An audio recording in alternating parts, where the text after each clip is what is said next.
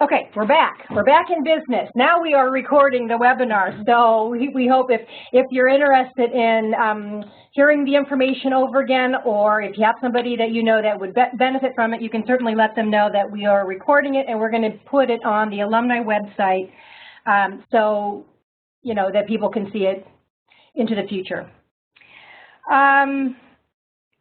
I also want to mention that when we counsel students going to graduate school on a regular basis, and career services is really good at the process of the application. And this is important because you also need to rope your faculty into these conversations to talk about the type of program that you ultimately want to apply to. We're not experts in every program because obviously we've not gone to graduate school in every program. But we certainly have an understanding of the process, and that's what we're going to be going over today. So I hope that is, pretty clear. You need to have a conversation with career services as well as a faculty member or someone that you know who has been through a program to help you select the right program for you. And because I know a couple of people just jumped on, I want to go back over this idea of this chat function, the ability to ask questions of this on this webinar. If you hover your cursor on the top of the screen, you should see a chat function box pop up, and then you can just type in your question and we will try to get to it.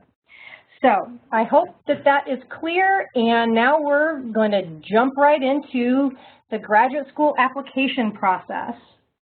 First, I just want to give a brief introduction. My name is Jason Jeffrey. I am the Assistant Director of Career Services.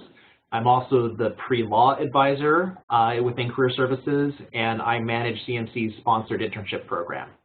Okay, and I'm presenting today with him as well, obviously. I'm Diana Cedar. I'm the Director of Career Services, and so now we will get going with the webinar. Great, thank you. So today's presentation will cover the traditional timeline for and facets of applying to graduate school. That said, we understand that there are an array of programs out there and that not all of them are going to conform to this framework that we'll be presenting. So just, of course, make sure that you review whatever program you're interested in very carefully and be aware of that timeline. So the main topics we'll cover today include why you might pursue a graduate degree, what are some of the legitimate as well as not so legitimate reasons for obtaining an advanced degree, the different types of degrees, namely the differences between a master's degree and a doctoral degree, how to effectively research graduate school and decide where to apply, and then we'll spend the bulk of the presentation on the actual application process. So specifically the, again, common timeline, the different application materials you'll have to submit, the resources you might use to submit your application, again, depending on which program you're applying to, and then the entrance exams or standardized tests like the LSAT and GRE that you very likely will have to take. And then we'll close out the presentation by touching on the different ways that one can finance graduate school. So why graduate school? There are so many wonderful reasons to go to graduate school, and as Jason mentioned, there are some reasons that are not so great. Your reasons are very, very important to clarify before making this commitment because it is an enormous commitment of time and energy and money. So, we have on the screen here a list of what we think are very legitimate reasons to go to graduate school. Your career field requires a graduate degree. There are many fields out there, such as psychology or medical research or public education, that really require a graduate degree to get a position. You are passionate about a subject and just can't wait to do more research on it and dive into it in greater depth. That's another great reason to go to graduate school. You want to add to the body of knowledge of a particular field, and research is right up your alley. Graduate degrees increase your level of skill and your level of knowledge, which of course increases your potential for responsibility in the workplace. Those are really good reasons to go to graduate school. Graduate school, we talk with students all the time about their graduate education and how it opens doors for the future and provides a great network for future business deals, additional sharing of knowledge. The network that you get from your graduate education is very significant, a lot like the network that we have at CMC. You also want to go to graduate school to enhance your professional prospects, to grow in your position, to switch careers, or gain flexibility. And of course, you know, maximizing earning potential is an important consideration as well. Now, we're not all about, you know, maximizing finances, but of course that is an important component. And this slide shares with you just how significant your earning potential can increase based on your degree level. So I did a little bit of number crunching, and based on this U.S. Department of Labor graph, those with PhDs tend to make around 45% more than somebody just holding a bachelor's degree, and those with a professional master's degree or professional degree like an MBA or a JD tend to make almost 50% more than students just holding bachelor's degrees. So there is a financial component, a compelling financial component to graduate education. Again, it's not the be-all, end-all, but it is an important consideration. So here are some reasons why graduate school may not be the thing to do right now. If someone else is telling you that you should pursue graduate education, please back up and think twice about, you know, your desires and your needs. If you are avoiding a difficult job market and postponing reality, you know, that's not a good reason to go to graduate school. If you're following the herd and your friends are going and it just seems like a good plan, you know, that's not a good reason to go to graduate school. And if you just don't know what to do with your life, the thing to do is to come and talk to Career Services, because we are here to help you. And not knowing what to do with your life is not, in our opinion, a legitimate reason to go to graduate school. Again, this is an enormous commitment, and you don't want to make this a decision lightly. There's a huge expense and a lot of time that you're committing to this. So though there are infinite varieties, there are actually just two types of degrees that one can earn at the graduate level: a master's degree and a doctoral degree. We do subdivide these, however, into professional degrees and research degrees. So very briefly, we just wanted to delineate all these different categories. So a professional master's degree is preparing one to become a practitioner in a particular field. And as Diana was mentioning, you often can't enter a field, certain fields, without having the prerequisite degree. So you can't become a social worker or practice psychology or do public health research until you have graduate degrees in those fields.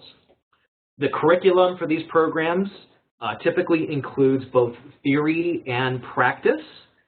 So professional programs will usually require some sort of practicum or required hours training on the job. And of course, all that is to make you what they call practice ready, so that you're able to enter the field and start contributing right when you graduate. A research master's degree allows for a deeper engagement with an academic discipline and usually doesn't include practical training, aside from preparation perhaps for entering academia. So this would include master's degree programs in literature, political science, biochemistry, or one of the hard sciences, where you're really just focused on the content and the discipline. The research master's can be a terminal degree, meaning you can stop there and go no further, or it can be a stepping stone to a doctoral program. And within doctoral programs, you have the same delineation. So the professional doctorate degree is really the same as the MA. It's just longer and usually more in depth. So again, the curriculum will have both a theoretical and a practical component. The most common examples are the JD or Juris Doctorate, which of course law schools award, and then the MD or medical doctorate, which certifies one to practice medicine. A research doctoral degree prepares one to become an expert in an academic discipline. So graduates are trained for professional scholarship and are expected to contribute to the literature of their field in a meaningful way. They're supposed to be leaders in their academic field.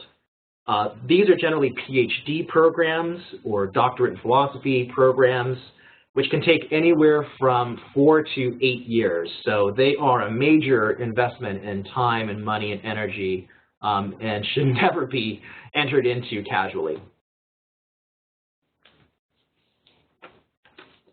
So how does one effectively determine which schools to apply to or which programs to apply to?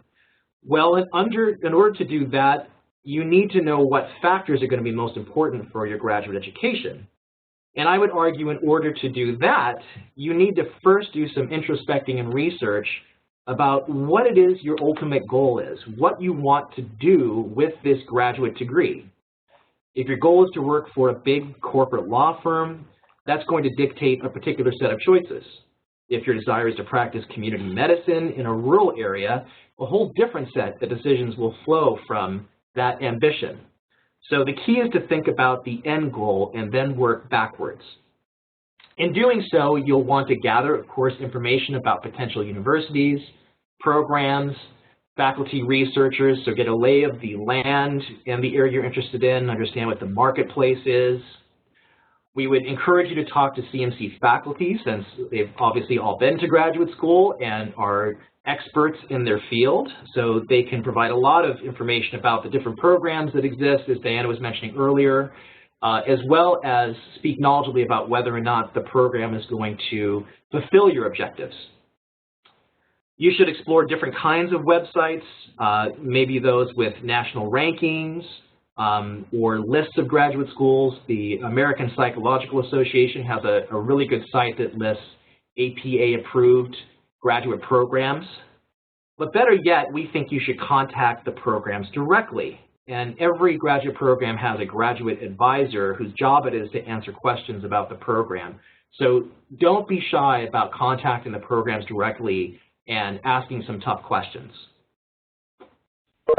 Career Services has some resources that could be helpful in selecting your graduate program, and you'll find great information at any public library. They have different books on graduate school and selecting graduate schools, as well as sort of encyclopedias that contain every graduate program out there in the country. If there are any graduate fairs in your area, we would recommend attending those, again, so that you can get the information directly from the source. And we'd also advise you to seek advice from family, from faculty, again, from mentors, friends, but particularly alumni.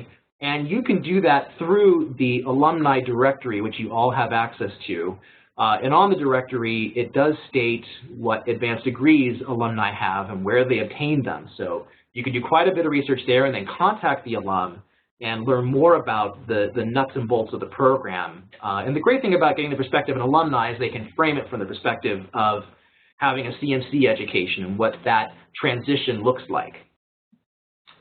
And while you're doing so, just make sure that you stay organized, you take lots of notes. Obviously, it doesn't do any good to do research if you can't refer back to it. So some key factors to consider when finalizing your school choices would, of course, be the admission criteria. Can you get in? This is not often easy to glean, though. You can, of course, use the numerical factors of your application, so your GPA, your scores on standardized tests, and see where you fall within a median range, which are often posted on graduate school websites. But do bear in mind that graduate school admissions is much more holistic. So they really do look at all components of your application, your recommendations, your statement, any other essays that you might submit, your experience, which you'll provide in your resume, and are trying to size up through all of those factors whether or not this program is going to be a good match for you and whether you're going to be suitable for it. So don't base your decision solely on the numerical factors and whether to apply. And that's even true for law school. I can speak to that knowledgeably.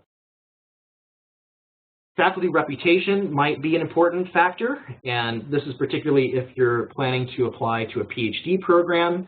which often operates more in an apprenticeship model where you'll be paired with a faculty member or two pretty early on in your studies, and you'll conduct research with them. So you want to make sure that there are faculty in that program that have your area of interest and that you'll actually enjoy working with. The quality of the program, and that can be measured by a few different things, such as the reputation. Will employers know the name of the school after you graduate? Will that carry some cachet? The clinical offerings to get real-world experience while you're getting your degree. Joint degree options, as you know, it's actually an increasing field in graduate school. There are a lot of joint JD MBA programs, JD programs with different humanities degrees. In some of the health sciences, there are joint degrees, so if that's important to you, then you definitely want to look into that. And then study abroad as well. And if your career interests are international, then that might be an important factor when deciding on a grad school. Costs should never be overlooked, and graduate debt is certainly an important issue right now. But at the same time, you do have to measure the short-term debt against the long-term gain. So as Dan was mentioning, the long-term earnings potential from participating in this degree. And that's just a calculation that you're going to have to make based on your comfort zone. Costs may not vary too much between program to program, but if it does, of course, you want to factor that in. Course offerings will be important, naturally, and the best way to research that is not to look at the course catalog, which lists every class that might be offered, but to actually look at the listing of classes from the past couple of years to see if the class you want to take is offered on a regular basis. The facilities could be important too, whether they have adequate libraries, archives, laboratories, special equipment you might need to conduct your research. Postgraduate employment, that should be a key factor too. That is harder to suss out though. It's not often published on graduate school websites. Law schools do publish that information. They're required to now by law. But if you contact the graduate advisor, they usually can provide you with some stats on the employment of graduates.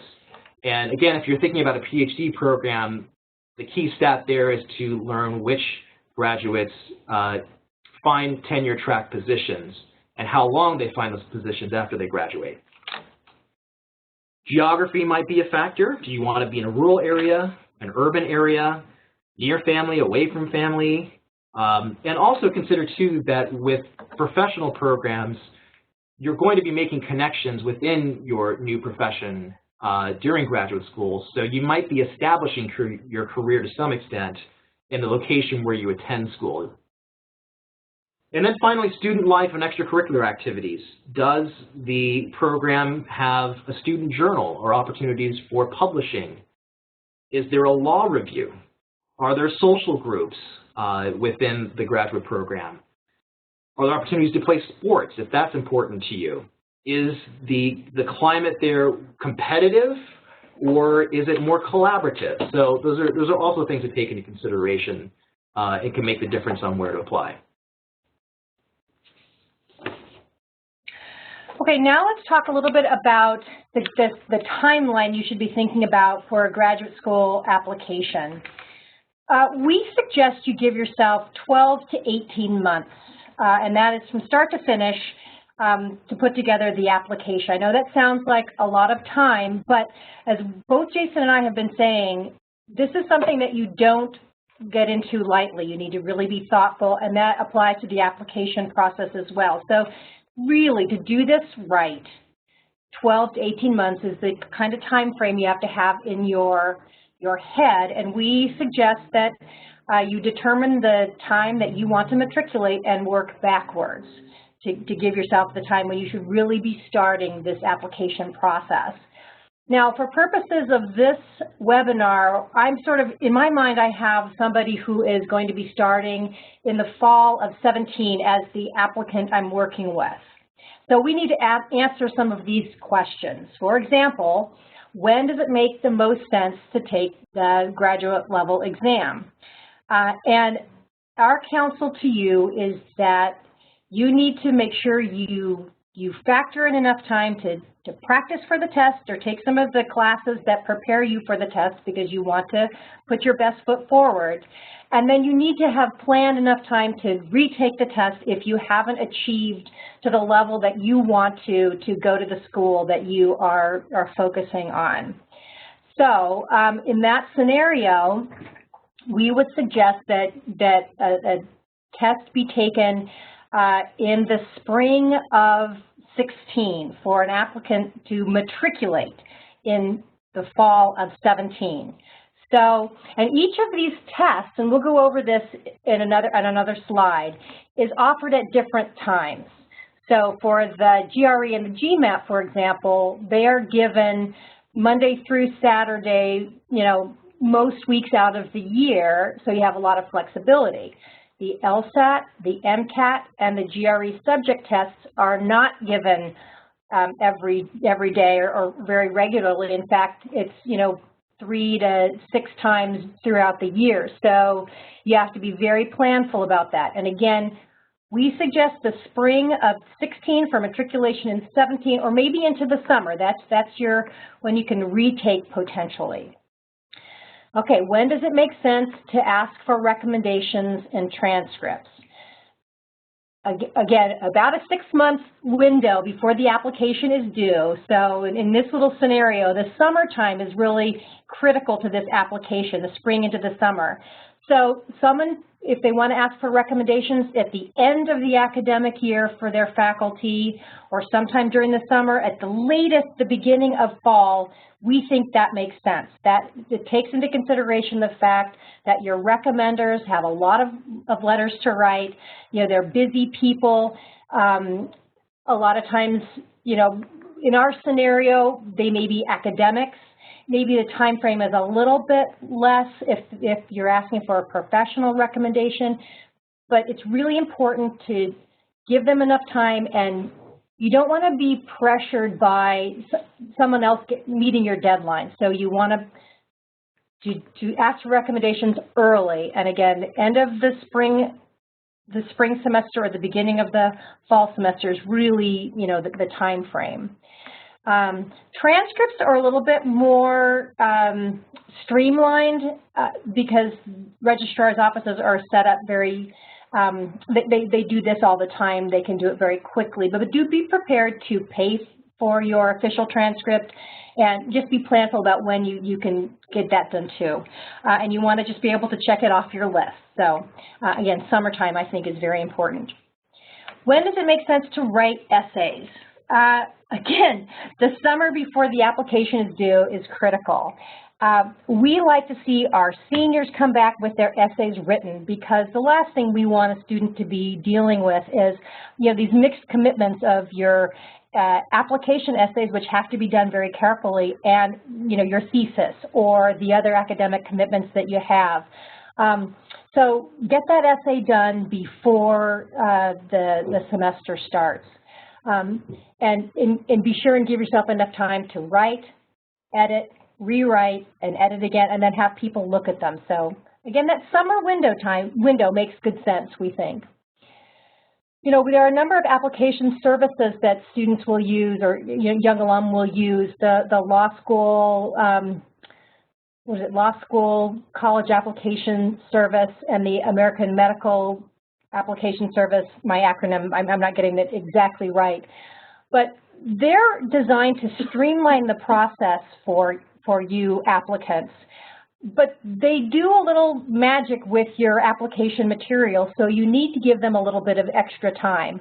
For the law schools, because they are pulling together all your information and they do a little tweaking with your transcript, you want to get it in midsummer. For the medical school, the school has to put together a joint letter of recommendation. That takes some time, so be planful of this and get your information to those services in the summertime. Again, you see this consistent message, use your summer wisely. So in general, the application timeline is for a mid to late fall application. I've seen schools be open for applications as early as September. I'm not sure you need to hit that deadline, but you definitely want to get your applications in I really strongly recommend mid-October, early November. And that's because many of the schools do an application process on a rolling basis, or they do rounds. So you want your application to be viewed as many times as possible. If you wait till later in the application process and say you are a third round applicant for a particular school, maybe there aren't very many seats left and the pool could be a little bit more competitive. So we just want you to get your information in early so it can be viewed as many times as possible, which should increase the opportunities you have for admission. And of course, we want you to be admitted. Many schools do interviews, and that is a great thing. You'll be invited to interviews in the late fall or early spring. You need to be very cognizant of the importance of these interviews. So if there's any assistance we can offer in terms of mock interviewing or helping you understand what's going to happen during these interview processes, please give us a call and let us walk you through the process so that maybe you'll be that much more comfortable. And then you get to wait. Once you've done your application and you've admitted it you've submitted it in October or November, you get to wait until mid-spring or so to hear back from these schools, and that's always difficult. But we're optimistic you'll have some great responses. Okay, so what is involved in the application?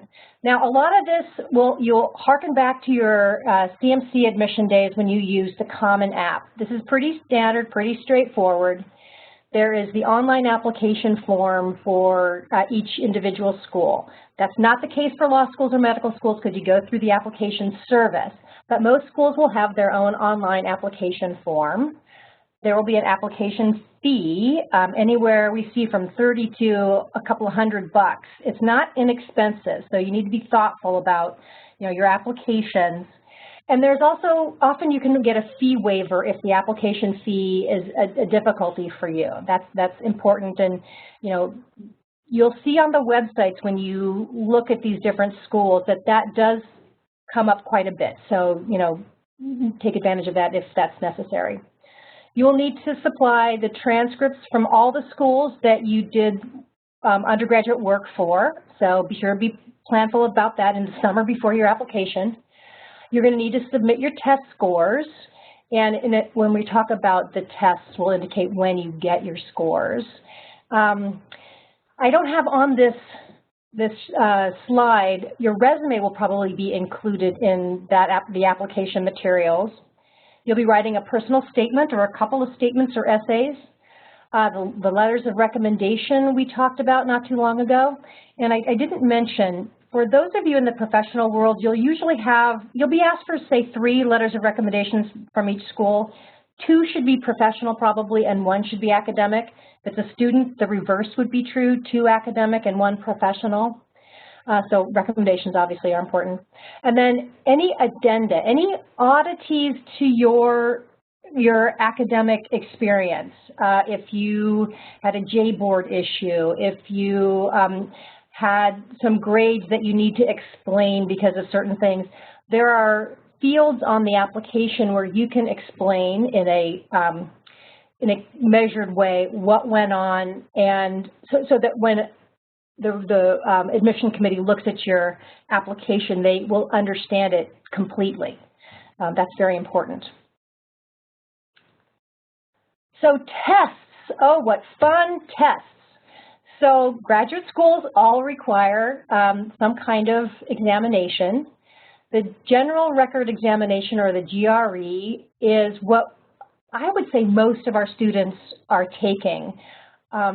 Most master's programs require the GRE, many PhD programs require it, and it's a more general examination. Contrast that with the GMAT, the Graduate Management Admission Test. That's generally for business schools, LSAT for law schools, and MCAT for medical school. But backing up to the top of the slide again, I have on there the GRE subject tests.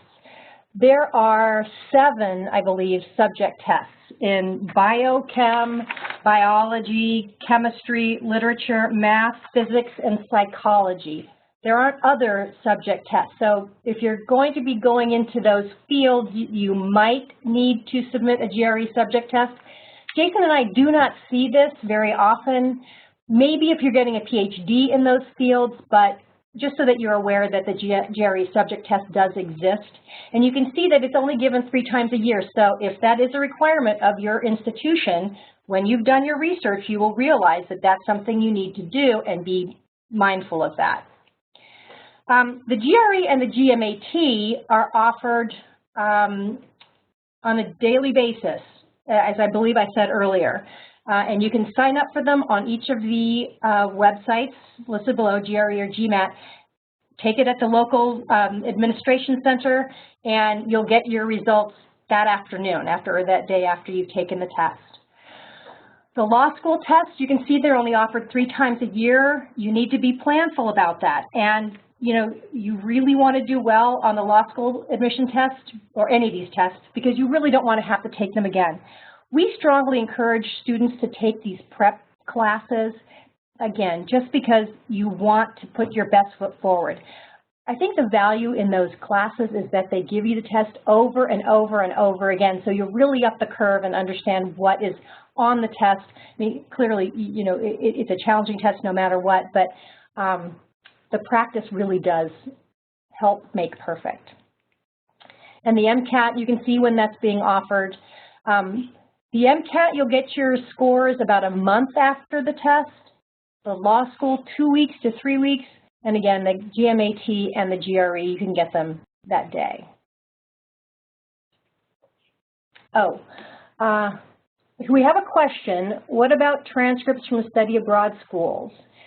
My understanding is that the CMC does not factor study abroad grades into the cumulative GPA. But graduate schools, at least I know the law schools do include those grades.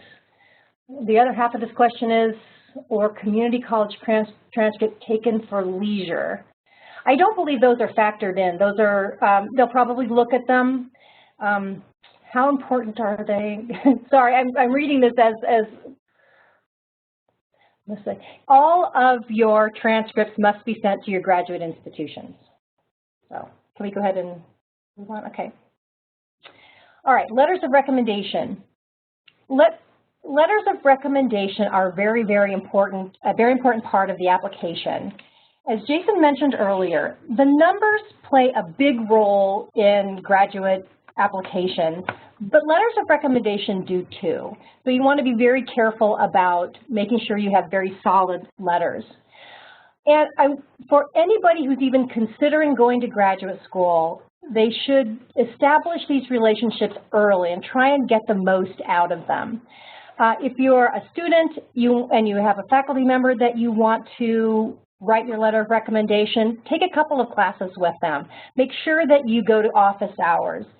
If you can do research for them, that would be a wonderful thing. If it's a professional recommendation you're looking for, make sure you create some opportunities to get in front of that person or show them your work. That it's really important that they can actually see you in action and understand you as a contributing member of whatever group so that they can write about your skills and your contributions very, very well.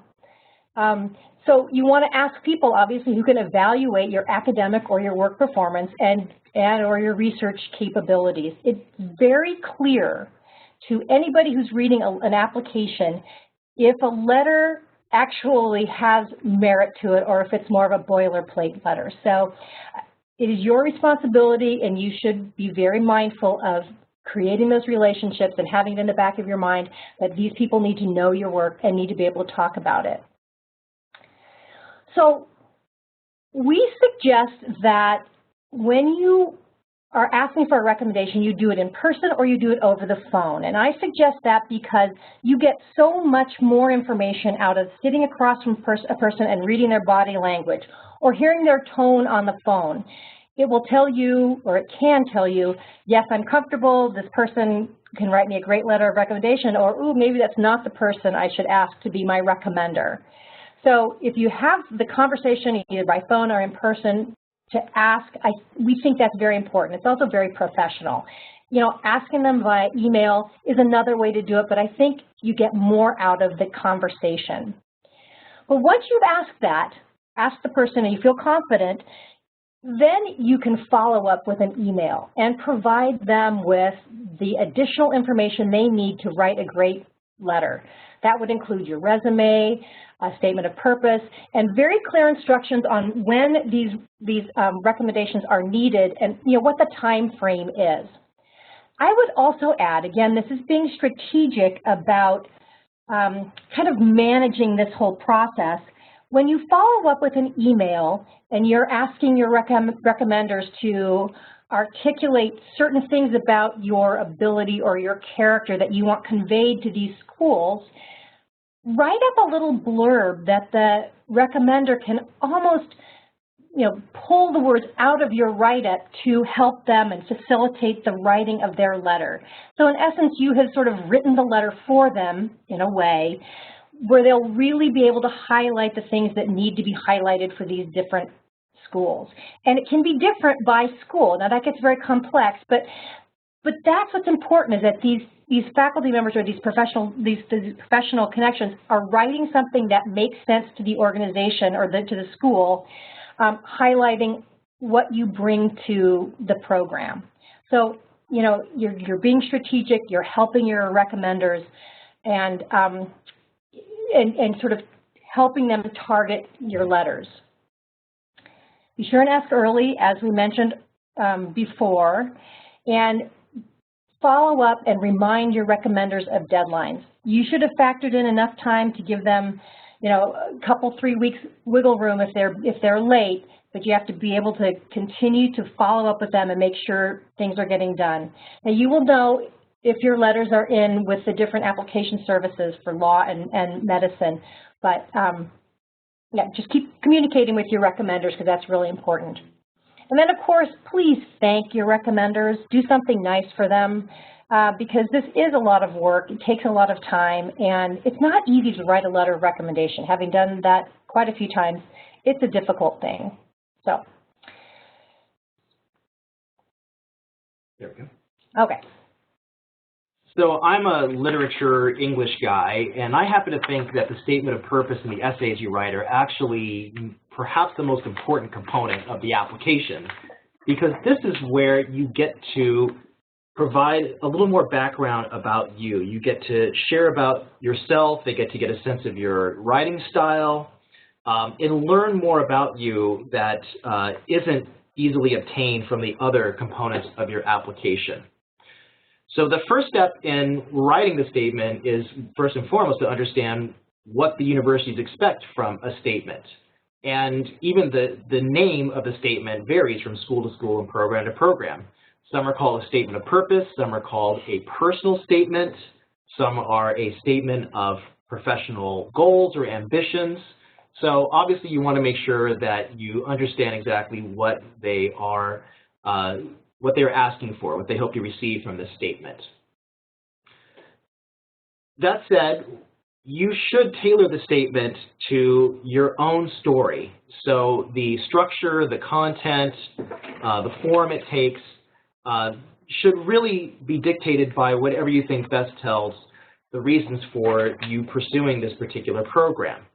I should note, though, that you do need to tailor these to some extent to the programs to which you're applying. Most of the time, you're applying to one particular discipline or field, and you can just tweak the end of the statement, which concerns why you're applying to that particular school. But there may be more customization needed, so just be aware of that. So some common questions that you might answer in your statement are, who are you? And you might want to provide a short personal history that, of course, relates to the field or program that you're planning to enter.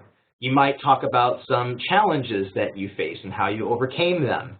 You might talk about influential people or events that helped shape your decision to pursue this field.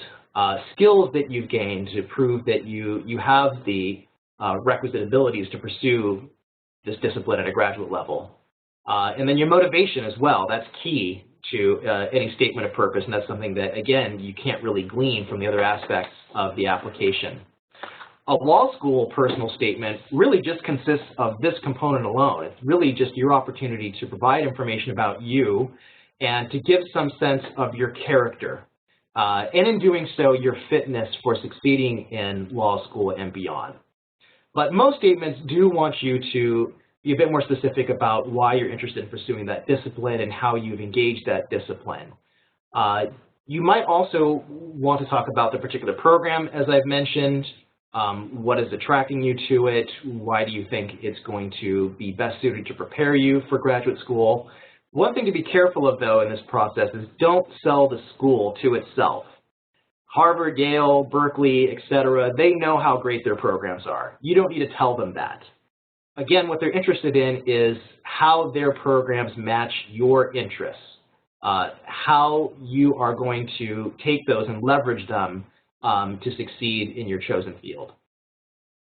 And then you can also use the statement to explain any gaps, discrepancies, blemishes in your academic record if you think it's relevant to, again, the story of who you are and why you're pursuing this particular program. Statements often conclude by answering what are your short and long-term goals. So this could be something like you're interested in becoming an expert in Shakespearean sonnets, as I know so many CMCers are.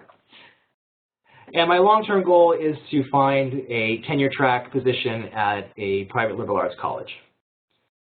And the statement overall, the kind of culmination of the statement, it should provide evidence of your suitability for this program and your new career, the career that you're going to be pursuing.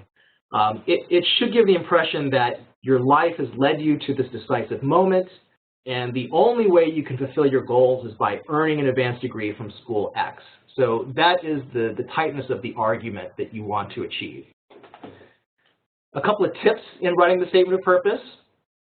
You want to give yourself ample time, as Diana has mentioned a few times. You want to rewrite it and edit it. This should be an example of your best writing. And it should not necessarily be an example of academic writing. This is usually more of a candid, straightforward, direct style and tone. Again, it's a chance for the committee to get to know you a little bit better. And then you certainly want to have other people read it before you submit it. So professors or people that are in the field to which you're applying should review it, and maybe someone who's not familiar with the field, whose editing skills you trust, should review it as well. But do make sure that you have multiple people read it, so you can just get those different perspectives and make sure that your argument and the points you're making are clear. So finally, we want to talk a little bit about how to finance a graduate education. But before we delve into that, we wanted to provide a link to a very helpful resource that's called the Loan Calculator. And what this does is it allows you to see exactly what your loan payment amount is going to be. So you enter the amount of the loan, the terms of the loan, so the rate, the percentage rate, as well as the year by which you have to pay it back. So whether it's a 15 or a 20 or a 30-year loan. And the calculator will tell you exactly what your monthly payment is going to be, as well as the amount that you should be making in order to meet that monthly payment. So obviously you want to have as much information as possible before making a commitment to pursue graduate studies. So this can be extremely helpful in giving you a sense of what your earning potential will need to be in order to meet your debt after graduate school. In order to qualify for federal financial aid, you do need to fill out a FAFSA, just like you might have when you applied to CMC, and that is due by March 2nd. And then the different types of aid that you will qualify for include department scholarships. So these are fellowships or scholarships awarded directly by the program to which you're applying, as well as assistantships, and these can include things like being a TA or a teacher's assistant, as well as a research assistant or perhaps even just working for the department in some other capacity.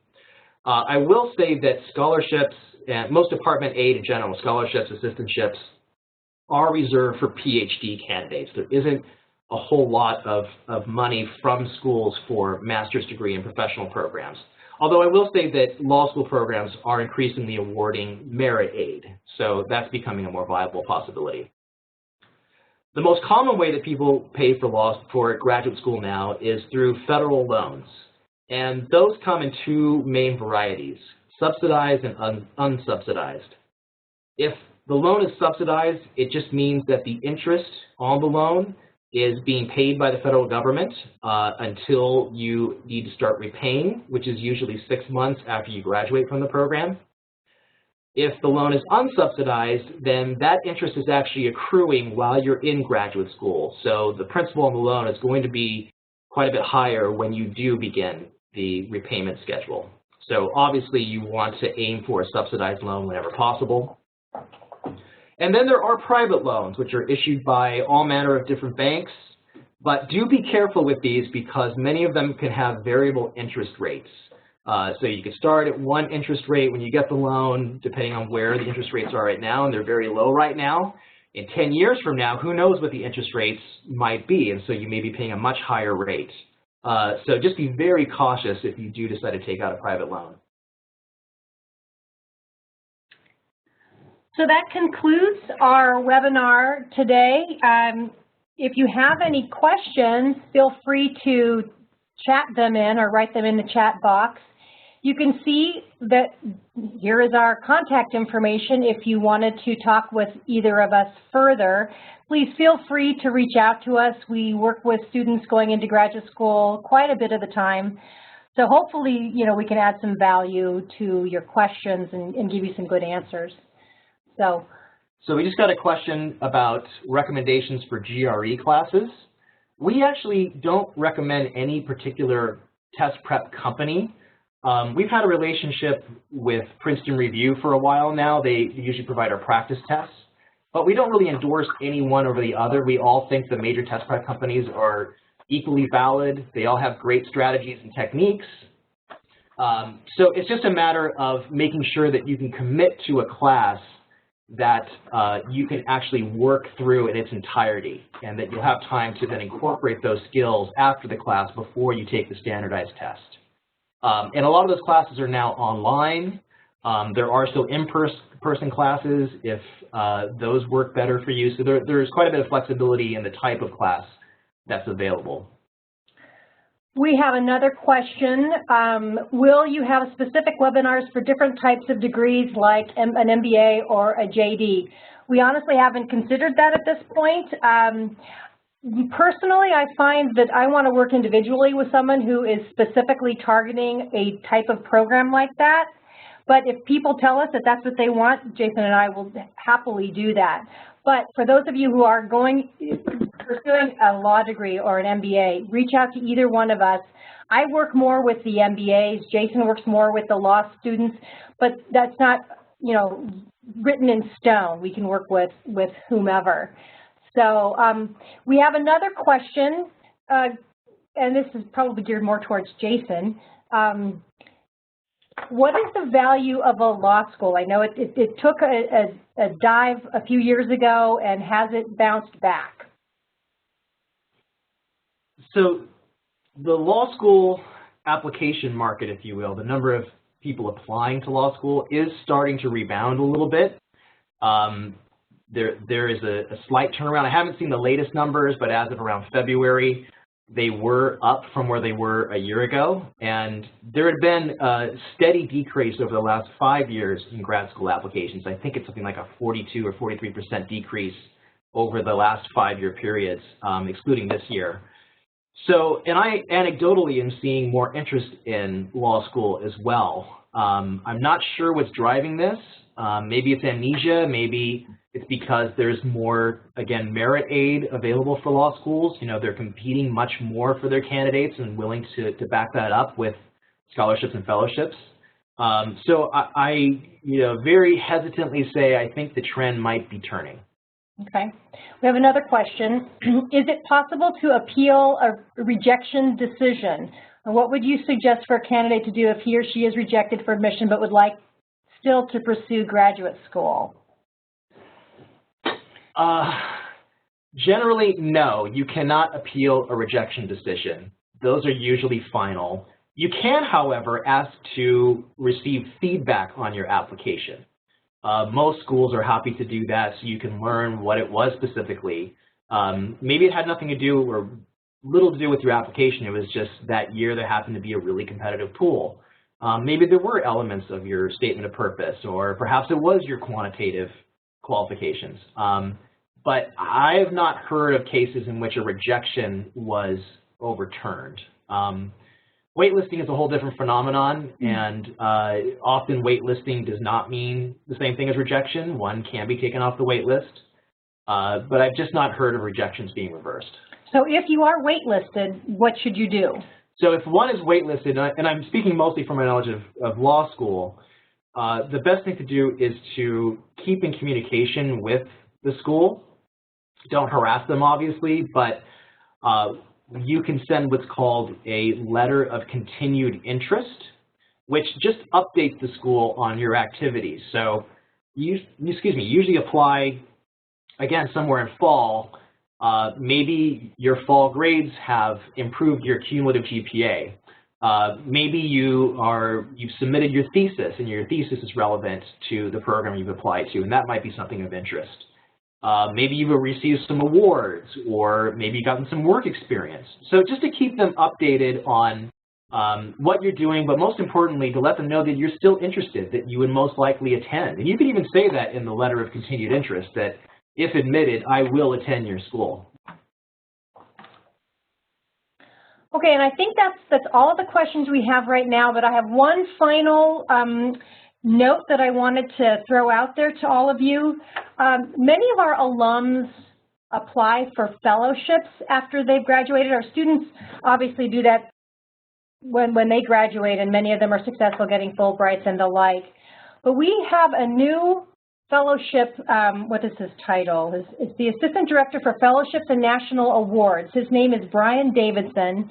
He graduated from CMC in '08, and he works with current students and alumni on applications to a wide variety of fellowships that can provide funding for research or graduate work. So if you're interested in potentially pursuing a fellowship, Brian is the person that you want to reach out to, and you can use the same protocol that you can see up on the screen now, bdavidson@cmc.edu, to talk with him. So if we have no more questions, that can be the end of our webinar, and we thank each and every one of you for participating. You will be getting a survey soon. Please give us your feedback so we can know what we did right and maybe what we can do better. Give us some more ideas of other things that you would like to see Career Services provide to you, and we'll do our best to try and make it happen. So anyway, thank you very much, and have a good Wednesday.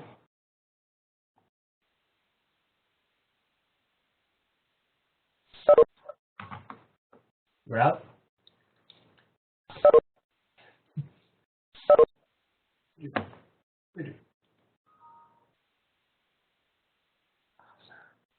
Okay. Okay, so are we, what I need? Did we videotape it? See, this is what I don't get. It looks like we were videotaping. We started. No, that's live, I think. Yeah, that's live. I have a feeling it didn't get. You don't think so? I don't.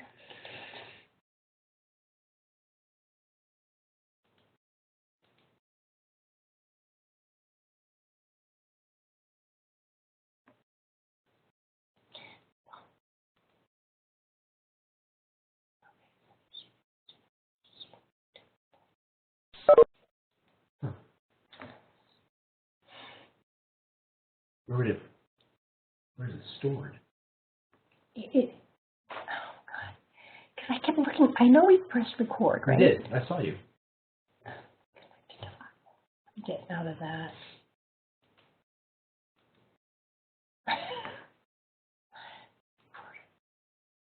Recording, there it is. It's 54. We got it.